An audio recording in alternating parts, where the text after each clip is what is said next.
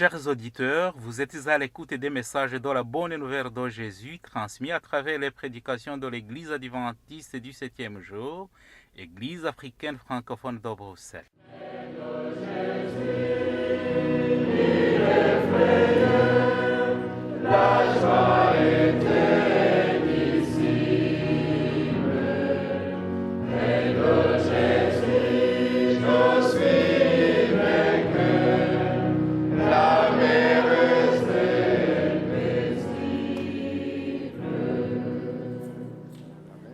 C'est ainsi qu'a commencé la bonne nouvelle de Jésus-Christ, le Fils de Dieu. C'est là ce qui est écrit dans le livre du prophète Ésaïe. J'enverrai mon messager devant toi, il te préparera le chemin. On entend la voix de quelqu'un qui crie dans le désert. Préparez le chemin pour le Seigneur, faites-lui des sentiers droits. Marc chapitre 1, verset 1 à 3. Itangiro ry'ubutumwa bwiza bwa Yesu Kristo, umwana w'Imana. Nk'uko byanditswe n'umuhanuzi Yesaya, ngo nuko ndenda gutuma integuza yanjye mbere yawe, izatunganya inzira yawe. Ijwi ry'urangurira mu butayu, ati nimutunganye inzira z'Uwiteka, mugorore inzira ze. Mariko igice cya mbere, umurongo wa mbere kugeza ku wa gatatu.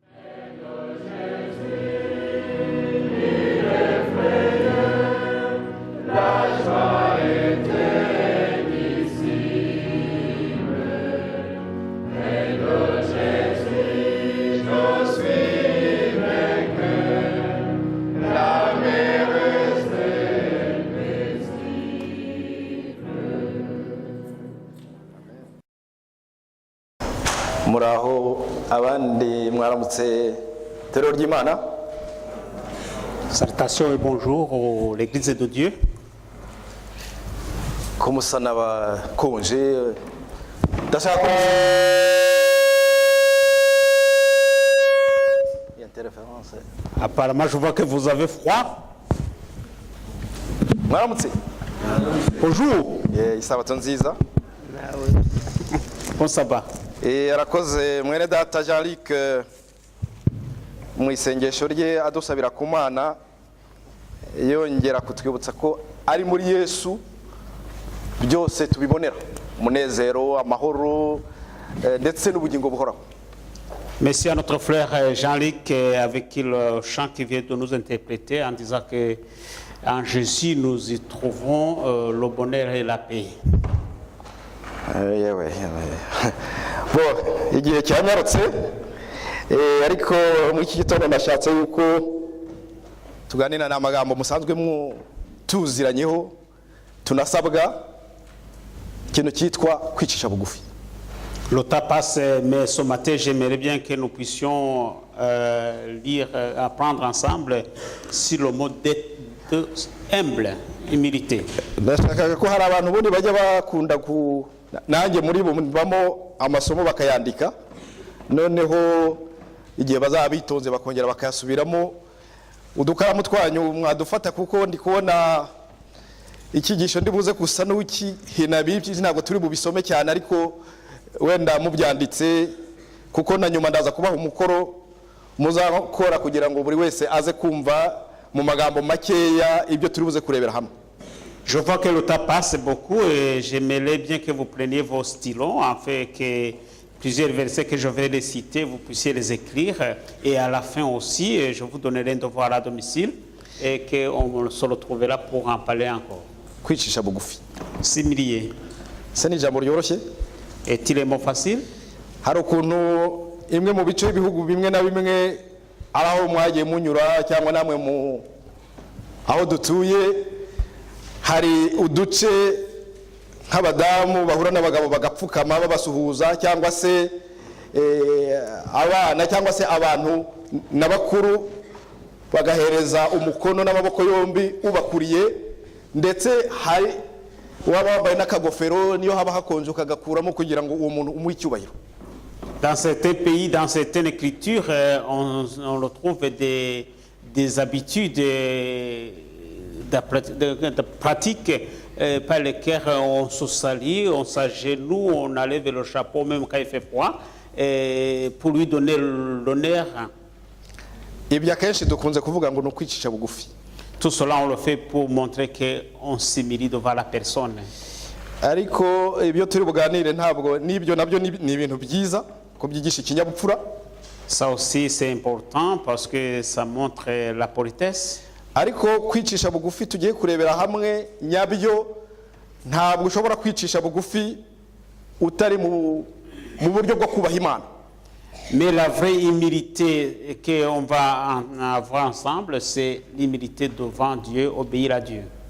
Kandi kwicisha bugufi ntibyavugwa nabyo byonyine ngo ubyumve hatajeho n'indi nteruro ivuga kwishyira hejuru. Humilité ne peut pas se comprendre si on ne comprend pas ce que ça veut dire l'orgueil se montrer au-dessus des autres. Ariko noneho hari n'akabazo noneho ntangira nibaza nti ese kwicisha bugufi bivuga ko uri umunyantege nke cyangwa se kwishyira hejuru bivuga ko turi abanyambaraga? Est-ce que ce s'humilier, ça montre qu'on est de faible force, ou bien se montrer orgueilleux, est-ce que cela veut dire qu'on est puissant? Kwishyira hejuru bishatse tukunze kuvuga ko kubibona umuntu wishyize hejuru n'umuntu wumva ko afite agaciro kurusha abandi bamuzengurutse kubera impamvu ndi bubabwire. Se mettre au-dessus des autres avec l'orgueil, il y a des points, des critères, lesquels je resterai pour que vous puissiez comprendre c'est quoi exactement. Akenshi ukabuti narize rwose uti abantu bagomba kunyubaha byaranduhije narize mfite amashuri. Parfois on se montre orgueilleux en disant j'ai fait de mes études et les gens ils doivent me respecter. Hari nabo bavugiragaho ngo agenda ahengamye gutya ngo kubera amashuri yamuvunnye ngo urutugu ugasanga yabaye atya. Il y a ceux qui se disent parce que j'ai fait beaucoup d'études, il marche d'une façon inclinée pour montrer qu'il a fait beaucoup d'études. Ashobora kwishyira hejuru kubera ubutunzi afite. Il peut se mettre avec orgueil parce que à cause de la richesse qu'il a. Ariko nkibutsa ko ubwo butunzi bugargarira amaso ari bya bindi bita ko ibyo turebesha amaso ntabwo ubwo butunzi bwonyine ntabwo ubwo burashyira kuko uvuka ntabwo ufite noneho niyo ugiye hari uyigeze atanga urwenya ati sinari nabona ikamyo iherekeje umurambo yikoreye ubutunzi bwe bamujyanye aho aruhukira.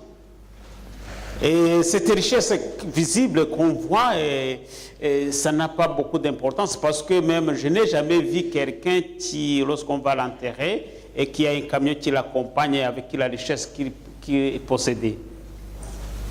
Ushobora kwishyira hejuru kubera kumva ko uri ubwoko buruta ubundi. Abazungu bajya no mu bihugu nka hariya muri Amerika biracyahari byo biragaragara bimwe byita kuvanguramo umuzungu akumva ko wenda rutumwirabura cyangwa se n'ubundi bwoko ukavuga uti ngewe mva mu bwoko bukomeye. Il y a ceux qui se montrent orgueilleux à cause de leur appartenance ethnique.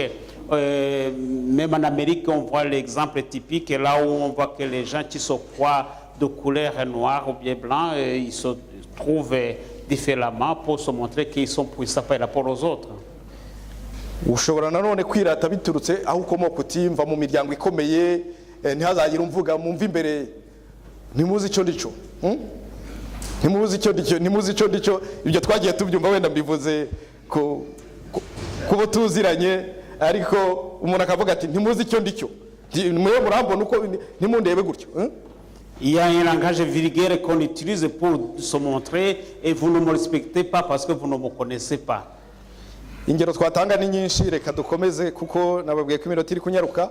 Tunyarukiye hariya muri Yakobo igice cya 4 umurongo wa 13 ukageza kuri 16. En lisant en Jacques chapitre 3, 4 versets 13 à 16. Yakobo 4 umurongo wa 13 kugeza kwa 16. Nababwiye ko murajya mwandika ntabwo ndajya mbivuga mu magambo makeya kugira ngo ducunguze uburyo umwete. Umuntu arirarira ati ngewe ejo nzakora nzagira gutya ugafata za gahunda. Quelqu'un peut se dire je vais faire ça, je vais faire ça. ariko et de son nyamara programme. tukabwirwa ngo urabwirwa n'iki se ko ejo uzaba ukiriho. Mais qu'est-ce qui te dit que demain tu seras là? Uburyo mu kwicisha bugufi twagomye kujya tuvuga ngo kubwo gufashwa n'Imana, murumva ko Imana igarutse muri kwa kwicisha bugufi, kubwo gufashwa n'Imana nzakora ibi. La façon de s'humilier, c'est de dire par la grâce de Dieu, je ferai ça. Iyo tunyarukiye hariya mu rwa kabiri rwa Timoteyo igice cya 3 umurongo wa 4, De Timothée chapitre 3 verset 4, 1 à 4. aho ni ya masomo tuhabona musanzwe mumenyereye, aho tubona ubuhenebere bw'abantu bo mu minsi y'imperuka ngo birata bikakaza bishyira hejuru. Là, on voit qu'il y a un message qui montre qu'à la fin des temps, les gens ils se montrent orgueilleux. Kandi mu by'ukuri ibyo bikakazamo ari bya bindi twavuze bishyira ni ijuru riba ryagukingurukiye gatoya, ariko iyo utanabyitwayemo neza ari gukingiraho nabi n'ubugingo buhora ntuzabubone. Et pourtant, ces choses-là qui nous ferment les yeux et qui nous aveuglent, et parfois ils nous empêchent même de penser, de voir le ciel, qu'il est devant nous et on risque de ne pas aller au ciel. Reka kwishyira hejuru tube tubyihoreye twikomereze mu kwicisha bugufi noneho. On va essayer de mettre à côté ce qui c'est l'orgueil et on va voir ce que c'est l'humilité. Ijambo ry'Imana ritubwira yuko abantu bicisha bugufi ni abantu bagenda n'ubwitonzi mu mvugo no mu migirire. La parole de Dieu nous dit que les gens qui s'humilient, ce sont les gens qui marchent dans la simplicité, dans les actes et la façon de vivre. Bakumva ko badatunganye, Qui se croient qu'ils ne sont pas saints. kandi bakavuga bati Imana yonyine niyo yo gushyirwa hejuru. Et ils acceptent de dire que c'est Dieu seul qui doit être élevé. Abo bantu bicisha bugufi bagomba kwemera n'ibyo abandi babarusha.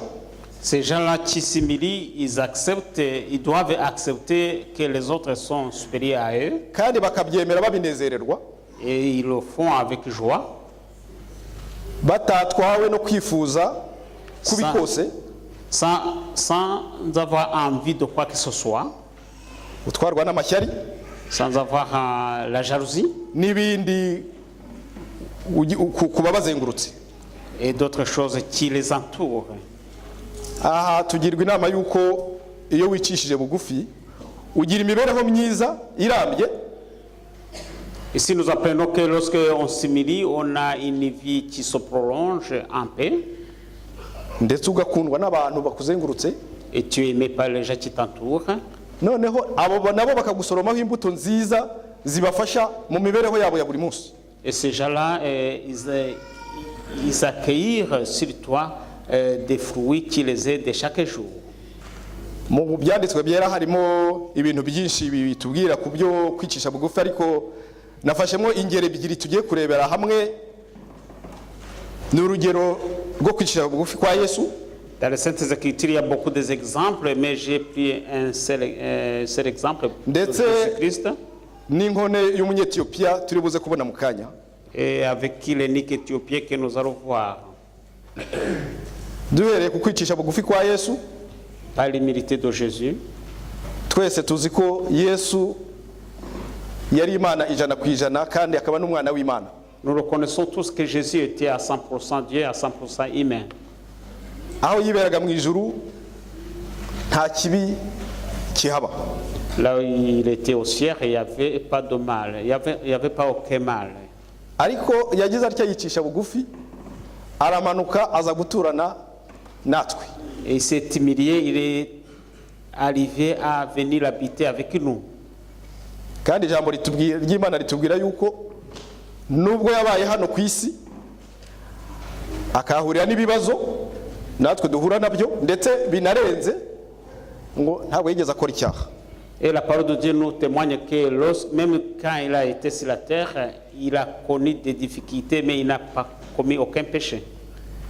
Tunyarukiye hariya mu rwa mbere rwa Petero igice cya 2 umurongo wa 20 ukageza uwa 22. 1 Pierre 2, chapitre 20, 1 Pierre chapitre 2, verset 22 à 24. Aho wenda nareka muka projeta mwaha projese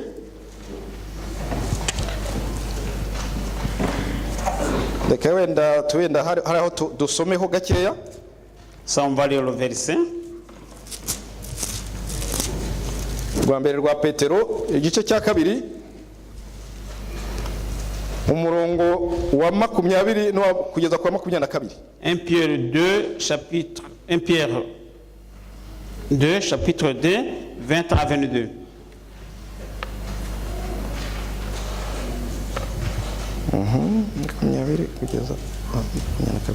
Ngo niba kumenya neza Yesu Kristo umwami wacu n'umukiza ko arabateye guhunga bakaba mu by'isi byonona maze bakongera kubyizingitiranyiraho bikabanesha, ibya nyuma byabo bizaba biruhije ibya mbere kuba bibi. Ngo icyajyaga kuba cyiza yaba batigeze kumenya inzira yo gukiranuka biruta ko basubira inyuma bamaze kwimenya bakareka itegeko byera bahawe. Ngo ibyabasohoyeho ni iby'uyu mugani w'ukuri ngo imbwa isubiye ku birutsi byayo, kandi ngo ingurube banza aho ntabwo ariho twasomye rwa mbere rwa nibyo 1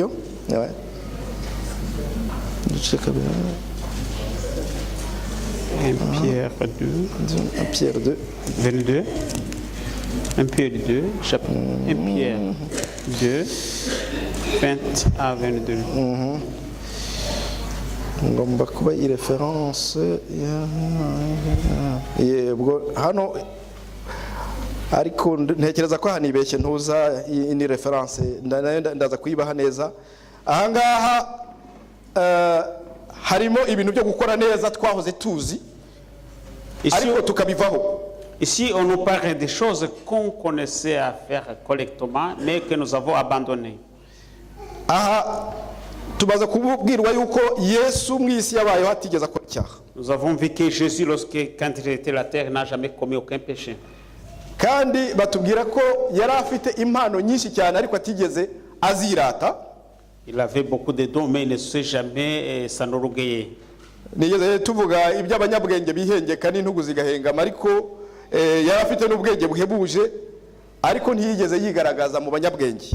Je vous ai dit qu'il y a des gens qui se montrent à cause de leur connaissance intellectuelle, qui marchent autrement. Mais Jésus, avec toutes ses connaissances, sa sagesse, ne s'est jamais montré avec l'orgueil de ses connaissances.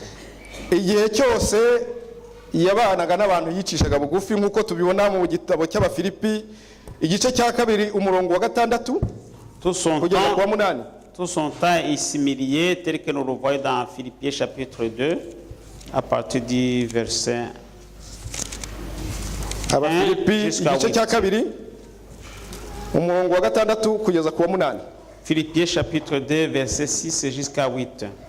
Buri wese arasoma mu rurimi rw'iyumva, ariko noneho reka wenda nsome mu Kinyarwanda. Chacun va lire dans sa langue qui comprend facilement. Moi je dirais en Kinyarwanda. Igice cya kabiri umurongo wa 6 kugeza ku 8.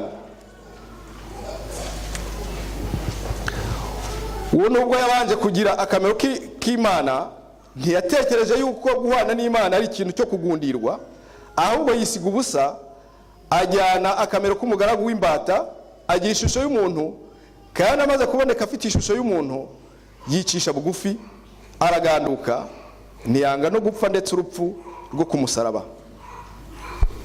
Ayez en vous le sentiment qui était en Jésus-Christ, le cœur existant en forme de Dieu, n'a pas regardé comme une proie arrachée d'être égal avec Dieu, mais s'est dépouillé lui-même en prenant une forme de serviteur, en devenant semblable aux hommes, et après s'être trouvé dans la situation d'un homme, il s'est humilié lui-même, se rendant obéissant jusqu'à la mort, même jusqu'à la mort de la croix. Ako kantu muga surinye mukankadre yicisha bugufi. souligner ce mot-là, isimili. agira ishusho y'umuntu Il a pris l'image de kandi ari l'homme Imana. alors qu'il était Dieu. ariko noneho icyo byagombye kutwigisha ni uko nyine tugaruka hejuru gatoya muri iyo shusho ari umuntu ntabwo yigeze akora icyaha. Ce que ça devrait nous apprendre, c'est qu'en tant qu'être humain, mais il n'a jamais commis un péché. kandi noneho akatubwira ati ni muntu abaze ndabatabaza kuko hari igihe dutanga inzitwazo tuvuga ngo nawe murabyumva ngo umuntu yabura ate gucumura. Et il dit aussi, invoque-moi, je vous secourirai. Et nous donnons des excuses en disant comment un être humain peut vivre sans commettre aucun péché. tumaze kumva indangagaciro ze ukuntu Yesu yari we kandi akaza akababazwa muri iyi si turimo ndetse birenze uko buri wese yaba yarababajwe ariko akaba atarigeze akora icyaha noneho akanatubwira ati mbabereye insinzi kandi untabaza ndamutabara. Après toutes ces valeurs de Jésus qu'il avait et qu'il nous donne, alors nous aussi, ça nous montre comment il nous dit aussi, invoque-moi, je vous rendrai le secours. nagira ngo kuva uyu munsi tumutabaze kugira ngo aze atwigishe kwicisha bugufi nk'uko byamugendekeye muri iyi si kuko we byaranarenze bibagahebuzo ariko yarabinesheje. Appelé à son secours, comme il a été sur la terre, il s'est montré et nous aussi nous aurons aussi la victoire. ahandi tubona uburyo yicishije bugufi ni hariya muri Yohana igice cya 13 umurongo wa 4 kugeza kwa 5. Jean 13 verset 4 à 5. ntabwo turi buhasome ni hariya yoza abigishwa be ibirenge. On va pas lire le verset, mais c'est là où Jésus lavait les pieds de ses disciples.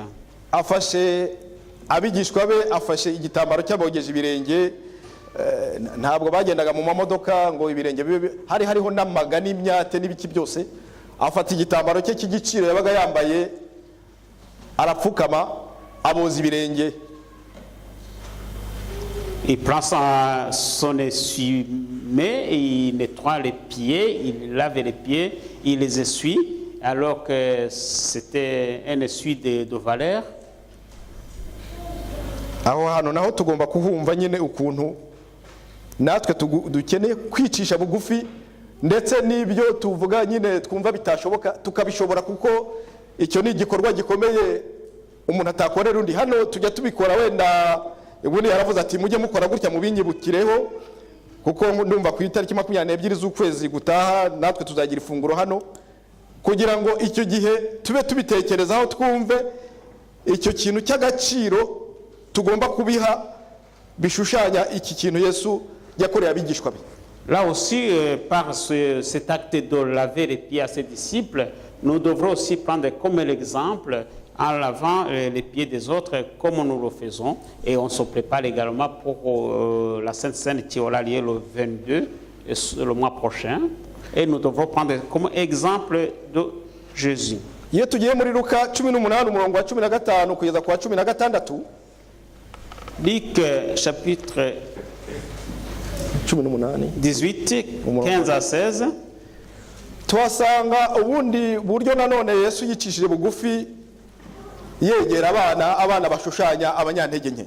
On va encore Jésus se montrer humble devant les enfants, comme les enfants montrent que c'est l'exemple du royaume de Dieu. Barababwira tubwira ngo bamuzanira abana batoya ngo bakoreho ariko ngo abakuru abigishwa n'ibyo barababaza bati abo bana izo njati bataza kumwanduza no kwica gahunda ye. Arababwira ati abo ni mubareke kuko abameze batyo nibo ntimubabuza kuko abameze batyo ubwami bwo mu ijuru ari ubwabo.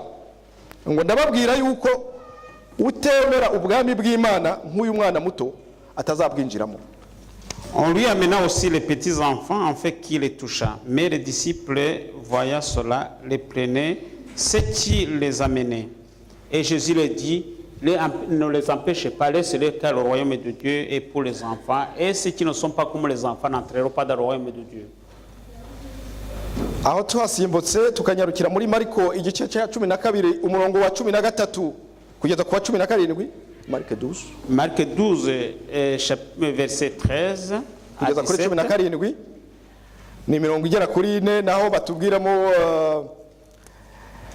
uburyo abafarisayo bamugeragezaga kubirebanye no gutanga umusoro.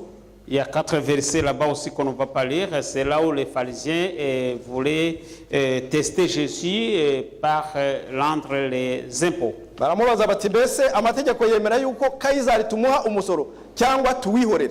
Et il lui demandait, il posait la question, est-il nécessaire que nous rendions à César les impôts ou bien on laisse tomber? Nuko arababwira ati ibyo yose namenye ko ari umutego mu ntega ariko munzanire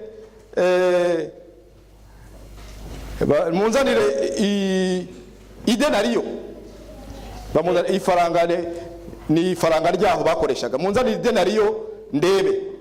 Et il répondit, mais il savait que c'était un piège. Il lui demanda de lui apporter une pièce de monnaie. Muzi ko ku mafaranga ibiceri cyane rero no ku note bashyiraho ikimenyetso wenda umwami cyangwa se president cyangwa ikintu kiranga iryo faranga kiriho agaciro. Sur la pièce de monnaie, même les billets, on y trouve une image, soit des rois ou bien des chefs, qui donne la valeur à cette monnaie ou bien à ce billet. Nuko icyo giceri aragifata arababaza ati iyi shusho iriho ni yande? Et il a pris la pièce de monnaie, il les a demandé à qui appartient cette image. Bati ni ya Kaisari. Et il lui répondit, c'est de César. Nuko arababwira ati ibya Kaisari mu bihe Kaisari, iby'Imana mu bihe Imana. Et il leur dit, rendez à César ce qui est à César et à Dieu ce qui est à Dieu. Ibyo nabyo byagaragaje kwicisha bugufi gukomeye kuko nabo bageragezaga kumutega imitego banamwanga kubera kwicisha bugufi bagiye banamugarukira bakavuga bati uyu muntu ariko ni muzima.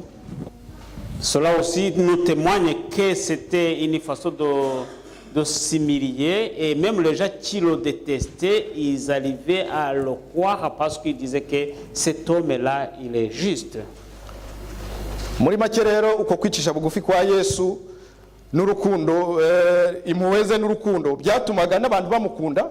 Muzi ko yakizaga abarwayi agasura abababaye n'ibindi abantu bose bakumva bamwisangaho nta mupaka.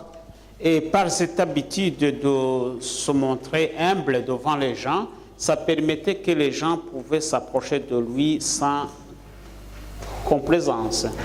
Ibyo bintu rero mukumva ko uko kwicisha bugufi abantu baza bagusanga ndetse bakaba bagira n'ibyo bakubwira mukagira ibyo muganira kuko ntago baba bagutinya.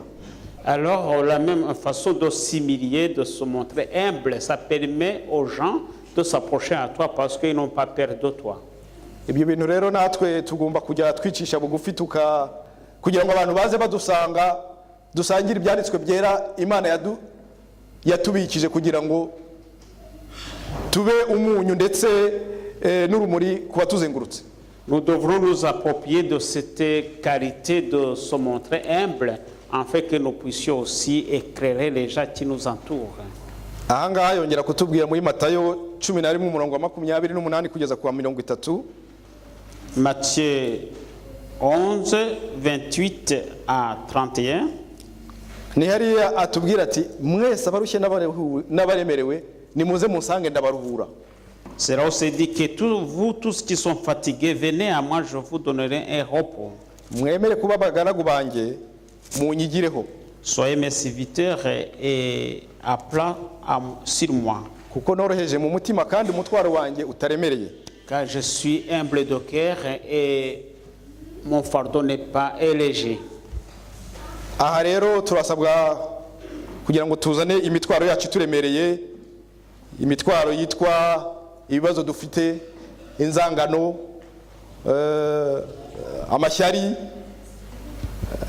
inzika, kunegurana, kubeshya, uburyarya n'ibindi kugira ngo Yesu ibyo bintu bituruhure kuko biraduheta ibitugu. Cela nous pousse à amener nos fardons devant Jésus, devant ses pieds, et que ce soit l'orgueil, la jalousie, le manque d'amour. Tout cela, il nous dit de les amener devant lui, car ça nous fatigue sur nos épaules. abize imibereho y'abantu abapsikologe n'ibiki byose ubu ngubu abantu bagira imibereho nk'iyi ngiyi bagira amashyari bagira utwo tuntu n'Imana idakunda basaza vuba. Les grandes personnes qui ont cette mauvaise habitude d'avoir toutes ces choses-là de l'orgueil, de jalousie et de toute complaisance, et les grands psychologues disent qu'ils vieillissent vite. Ubwo rero niba dushaka kurama ndetse no kugira ubuzima buzira umuze tujye tugerageza utwo tuntu twemere guhinduka kubera ikimese twahora turi Radisirasi w'imyaka wo mu myaka 30 nkaba ntarigeze mpinduka kandi naramenye Imana. Et cela nous amène à dire pourquoi nous ne devrons pas changer et restons sans aucun changement dans nos vies. Uru rwaro urugero rwa Yesu narera babwiye ko ndabahingera ebyiri hari noneho uru rugero rwo kwicisha bugufi kw'iyi nkone yo muri Ethiopia. Ça, c'est l'exemple de Jésus et je vous ai parlé de l'humilité de cet unique Éthiopien. Iyi nkuru yo tuyibona mu byakozwe n'intuma igice cya 8 umurongo wa 26 kugeza ku 38 nkuko nababwiye ntabwo turi buhasome ariko inkuru ikubiyemo Actes des Apôtres chapitre 16 28 à 31. Marayika w'Imana yagize aryabonekera Filipo. L'ange de Dieu s'est apparé à Philippe. Amubwira ati genda ujye muri iriya nzira igana i Gaza. Il lui dit d'aller dans le chemin qui va à Gaza. Icyo gihe ahahurira n'iriya nkone yari ivuye i Yerusalemu mu minsi mikuru yo gusenga. Et là il rencontra l'unique Éthiopien qui quittait Jérusalem pour les prières. Yari afite igitabo cy'umuhanuzi Yesaya arimo asoma. Il avait le livre du prophète Ésaïe qu'il est en train de lire. Noneho Filipo aramwegera amubaza ati ibyo usoma urabyumva. Et Philippe s'approchant de lui lui demanda comprends-tu ce que tu lis? Nawe kubera ko mu by'ukuri yari amurikiwe n'umwuka w'Imana washaka kumugira igikoresho kizima. Comme il était créé par l'Esprit de Dieu qui voulait le rendre un instrument de Dieu.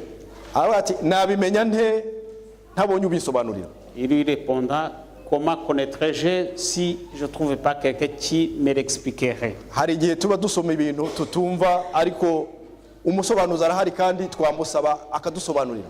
Parfois nous lisons des choses et nous ne les comprenons pas et il y a quelqu'un qui peut nous interpréter tout ce que nous lisons.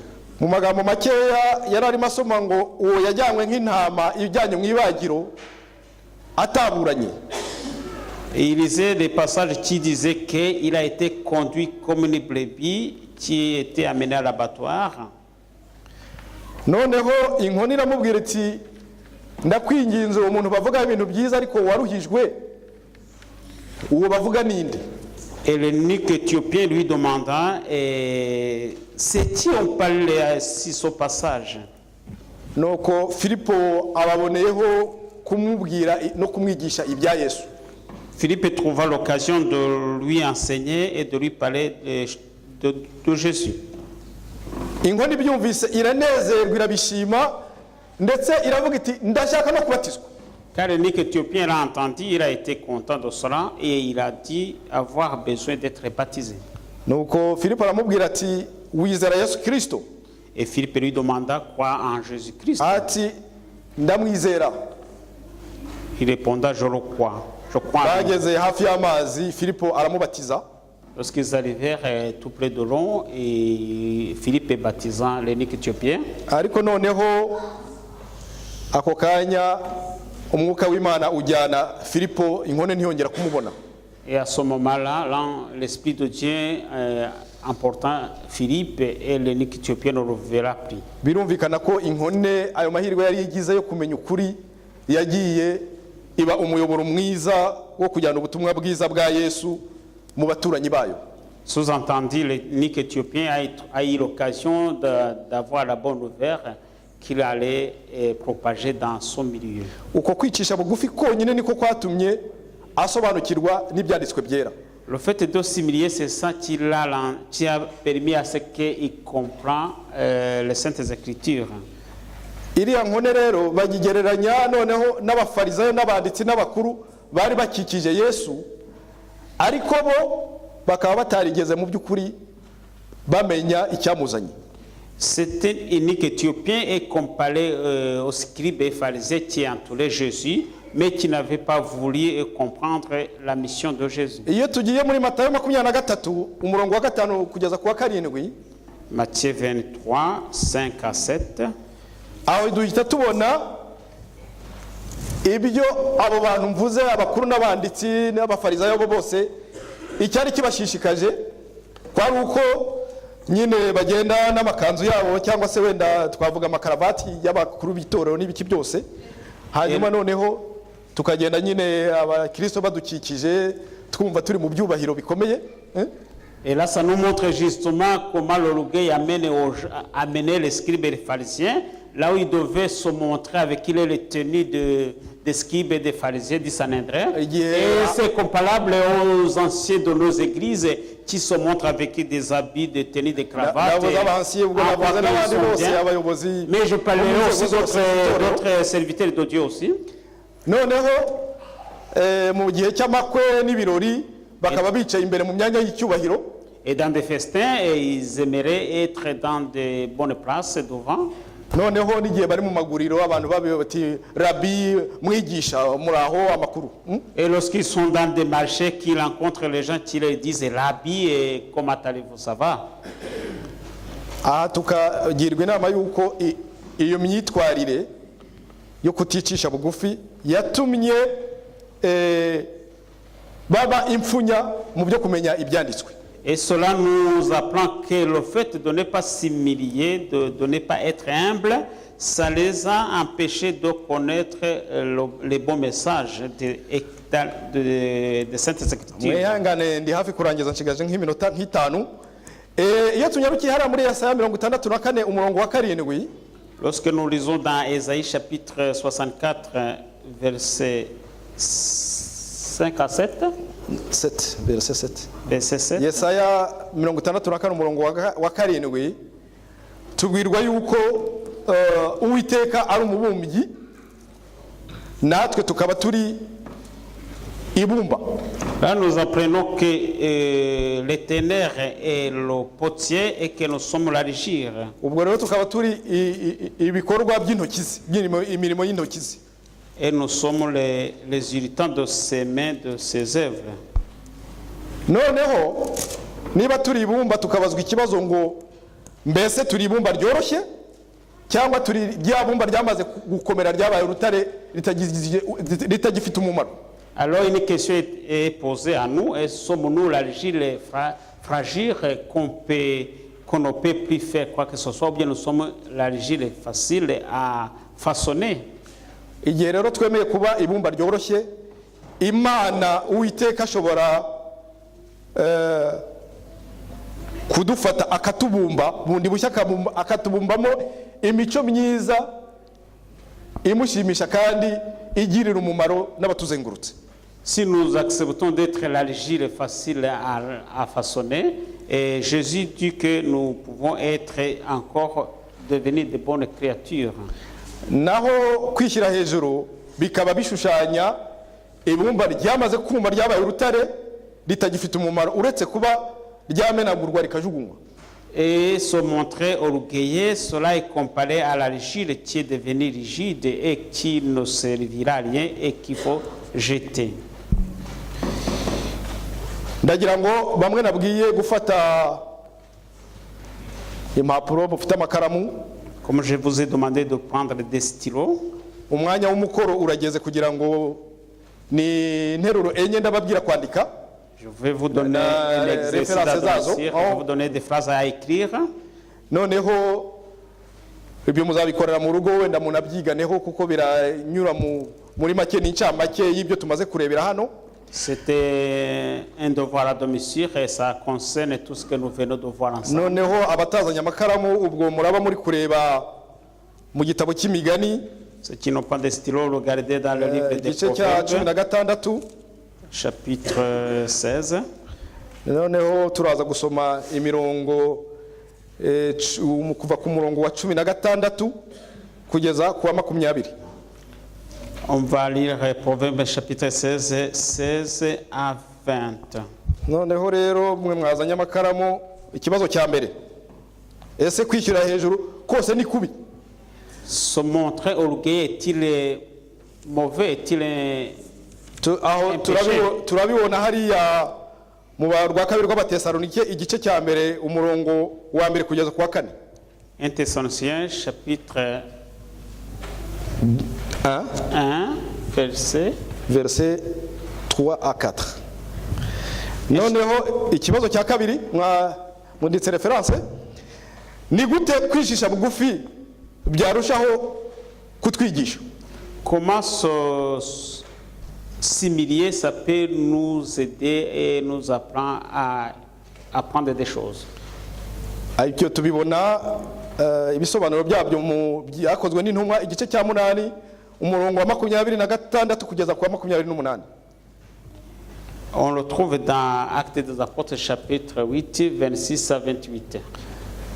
Ikibazo cya gatatu abakozi b'Imana bakeneye kubiba imbuto yo kwicisha bugufi. Les serviteurs de Dieu ont besoin de bakeneye kubiba imbuto yo kwicisha bugufi. Les serviteurs de Dieu ont besoin de semences pour semer l'humilité. Okay.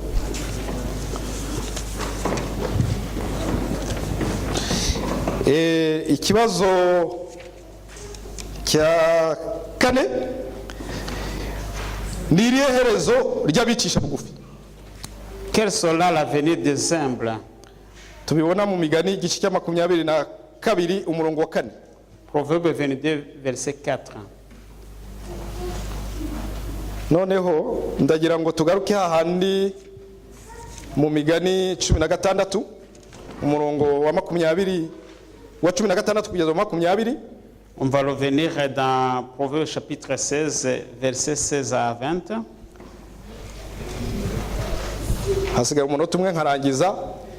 Kubona ubwenge ni byiza cyane kuruta kubona izahabu. Ntabwo barabiprojecta. Imigani igice cya 16 umurongo wa 16 kugeza ku 20. Mukurikire mu ndimi zanyu. Kubona ubwenge ni byiza cyane kuruta kubona izahabu. Ni ukuri umuntu yahitamo ubuhanga kuburutisha ifeza nziza. Inzira nyabagendwa y'abakiranutsi ni ukureka ibibi. Uwirinda mu migenzereze ye abarinda ubugingo bwe. Kwibona kubanziriza kurimbuka kandi umutima wirarira ubanziriza kugwa. Navuze kugeza 20. Ni byiza kugira umutima woroshye ugafatanya n'aboroheje kuruta kugabana iminyago n'abibone. Uwitondera ijambo azabona ibyiza kandi uwisunga Uwiteka abahirwa. Ça a été projeté. Noneho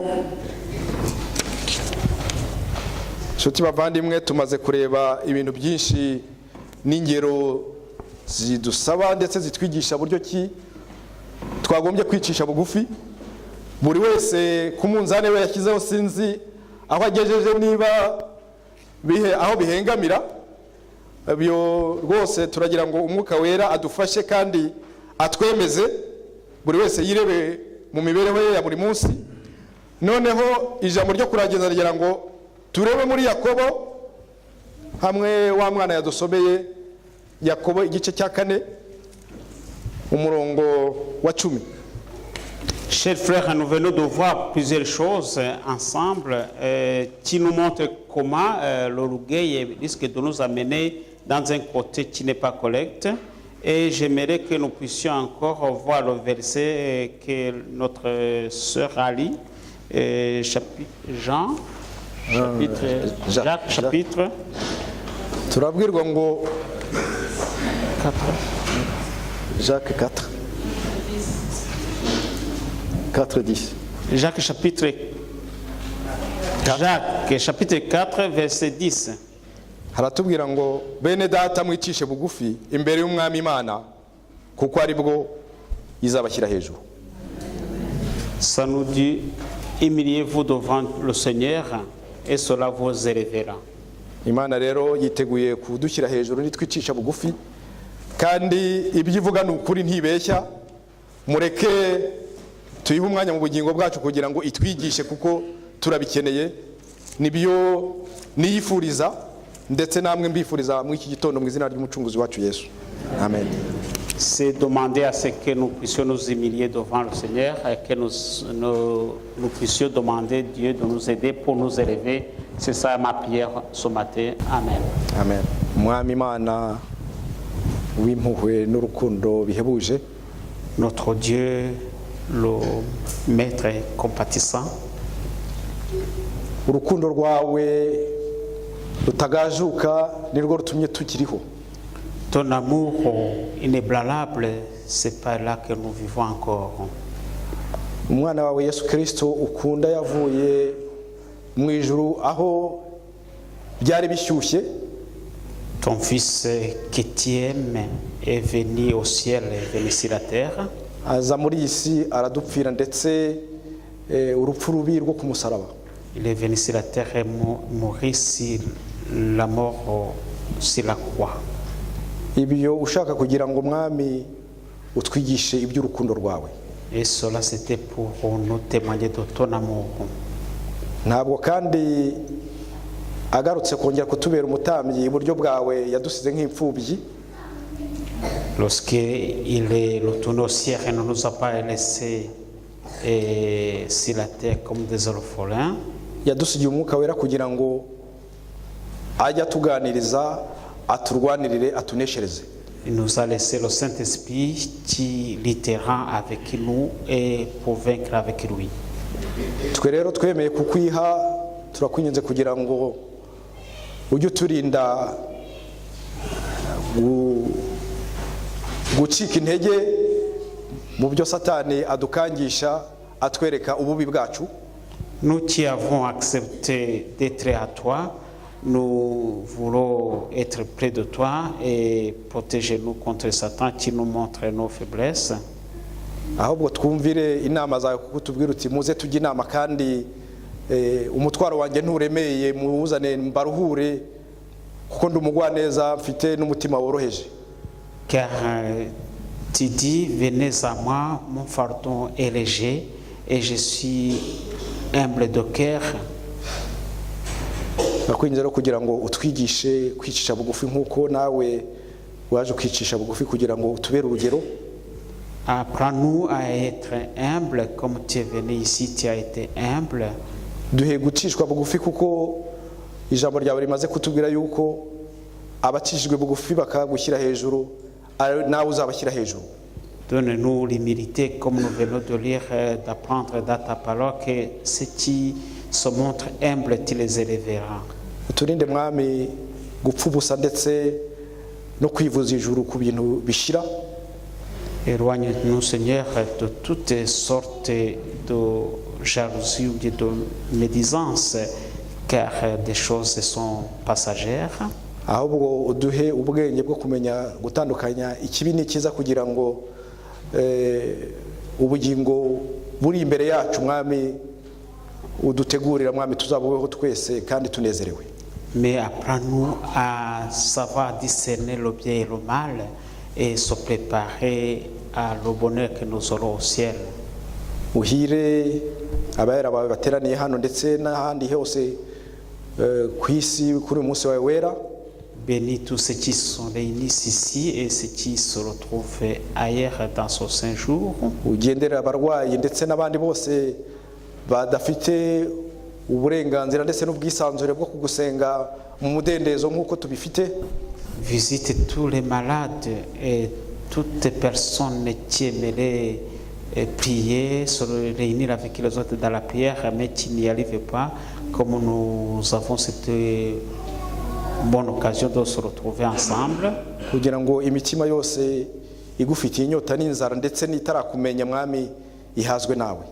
Pour que toutes les personnes, tous les cœurs assoiffés, qui ont fait de ta parole, soient rassasiés par toi. Byose tubisabye kandi tumaze twizera ko wamaze kubiduha mu izina ry'umucunguzi wacu Yesu urakoze. Amen. Et tout cela nous le demandons et nous le savons que tu nous as accordé au nom de Jésus. Amen.